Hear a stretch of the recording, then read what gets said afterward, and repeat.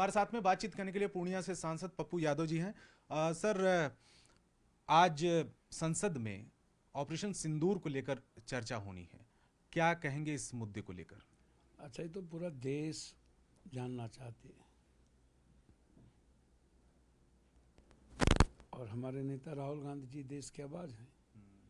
तो विपक्ष को ये राइट है कि देश जाने कि पुलवामा के बाद कितने हमले हुए, पुलवामा का आरडीएक्स कहाँ से आया, पहलगाम कि वो 4 लोग गायब कहाँ हैं, क्या निगल गई धरती, ख़त्म हो गई, या जो गद्दार है हमारे देश में उस गद्दार का पता नहीं चल रहा है, 47 कहाँ से आया, और इतनी बड़ी घटना के बाद क्या वो वापस तो लौट नहीं सकता।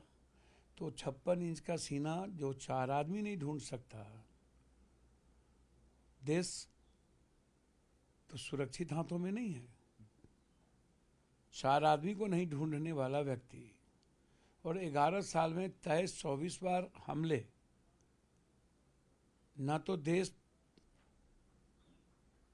पुलवामा को समझ पाया, तब भी आपने राजनीति कर ली। तो ये राष्ट्रवाद के नाम पर कब तक राजनीति है? अच्छा, यही सवाल। ये इंसानियत के नाम पर कब तक आपका राजनीति चलेगा?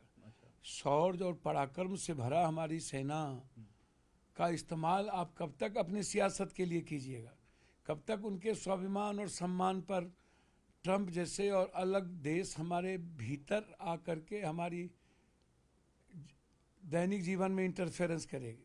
ट्रंप का क्या है ट्वीट? अच्छा, यही सवाल चिदम्बरम साहब भी कह रहे हैं, और वो कह रहे हैं कि ये कोई प्रूफ तो है नहीं कि पाकिस्तान से ही आए थे ये लोग, और ये तो अंदरूनी हो सकते हैं। नहीं, मेरा सवाल पाकिस्तान या मेरा सवाल हिंदुस्तान का नहीं है। अच्छा। चिदम्बरम साहब बड़े लीडर हैं, मैं सिर्फ यह कह रहा हूं कि वो 4 आदमी गायब कहाँ हैं? 4 आदमी के पास 47 कहाँ से आया? पुलवामा के पास 3 क्विंटल आरडीएक्स तो कोई देश में ही दिए होंगे। 3 क्विंटल आरडीएक्स तो पाकिस्तान से नहीं आ सकता। तो आरडीएक्स कौन दिया, कौन लाया, ये भी आज तक सवाल है। और 4 आदमी गायब हो गए तो पाकिस्तान तो चले नहीं गए होंगे। और ट्रंप के ट्वीट के बाद जो लाहौर को आप मिटा रहे थे, कराची मिटा रहे थे, पाकिस्तान पर झंडा फहरा रहे थे, पीओके पर झंडा फहरा रहे थे, हाफिज कौन उसको मार दिए, तो उसका डीएनए कहाँ है? शरीर कहाँ है? लाश कहाँ है? पाकिस्तान ने अभी तक आपको बताया नहीं। और जैसे ही ट्रंप ट्वीट किया, लाहौर और कराची नॉर्मल चलने लगा। तो जब लाहौर और कराची पर हमला होता तो भैया आधे घंटे के अंदर कुछ भी यथावत नहीं हो सकता। दिल्ली में यदि 15 दिन बाढ़ रहेगा तो आपको के जाने के बावजूद भी आपको 10 दिन लग जाएंगे दिल्ली ठीक होने में। ठीक है, तो ये बहुत बड़ा सवाल है, देश जानना चाह रहा है। दूसरा जो मुद्दा है, क्योंकि पार्लियामेंट का सत्र भी चल रहा है और इसी दौरान मौलाना रशीदी साहब का एक बयान आता है, सांसद डिम्पल यादव को लेकर आपत्तिजनक बयान आता है। आप क्या कहेंगे? हालांकि बीजेपी की तरफ से ये कहा गया है कि भाई इसका पूरी तरीके से विरोध जताया है वहां से। क्या बयान आता है? मौलाना रशीद का क्या बयान आया? अब उसको बोला नहीं जा सकता, ये मतलब आपत्तिजनक बयान उन्होंने दिया है। नहीं, कोई भी यदि हमारे महिलाओं के बारे में, देश के महिलाओं के बारे में किसी को भी राइट नहीं है, क्योंकि ये तो बीजेपी को पता है कि महिलाओं का वो रेस्पेक्ट कितना करती है। इसका प्रूव्ड है, आप इसको समझिए। एक प्रूव नहीं, मध्य प्रदेश के महिलाओं के नेताओं का आप देख लिए, उनके अन्य चीज़ों को देखिए, आप सेंगर को देखिए, अन्य को देखिए। लेकिन मैं कह रहा हूं कि कोई भी व्यक्ति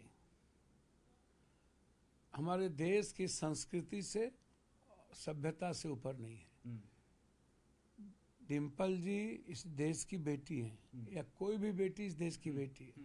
यदि किसी भी तरह का आपत्तिजनक बयान आए हैं तो निश्चित रूप से उसको क्षमा मांगना चाहिए और वापस लेना चाहिए।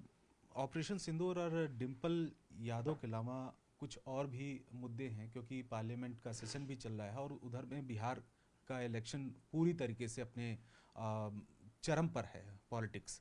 वहाँ पर इलेक्शन को लेकर जिस तरीके से जांच पड़ताल चल रही है चुनाव आयोग की, उस पर क्या कहेंगे आप? ये चुनाव आयोग तो डिटेल मैंने पहले ही कहा, ये सर्वोच्च न्यायालय को रिस्पेक्ट नहीं देती।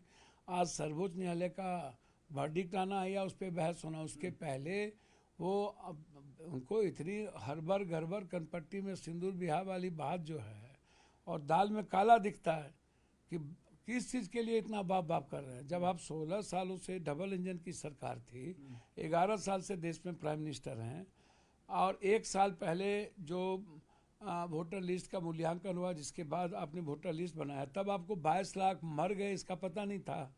तो इतने मतलब आप गलत, आपके पास कोई ताकत ही नहीं है, तो आप आज कह रहे हैं कि 22 लाख मर गए, 35 लाख मिसिंग है, 7 लाख डबल जगह है। तो जब 73% बाहर है, 3 करोड़ लोग बाहर हैं, तो आप ऐसी कौन सी क्रांति कर दिए 1 महीना के अंदर कि आपको सब कुछ पता चल गया? और आप 92% कह रहे हैं पर्चा आ गया, तो उसका भी जांच की जरूरत है। सिग्नेचर और फोटो आप लिए नहीं। तो चुनाव आयोग बिल्कुल डिरेल्ड हो चुके हैं बीजेपी को सरकार बनाने के लिए, और उनको कॉन्स्टिट्यूशन से मतलब नहीं है। और हम लोग संविधान और बिहार और देश के गरीबों के अधिकार और जो नस्ल पर हमला है बीजेपी का, वो तो नहीं चलने देंगे।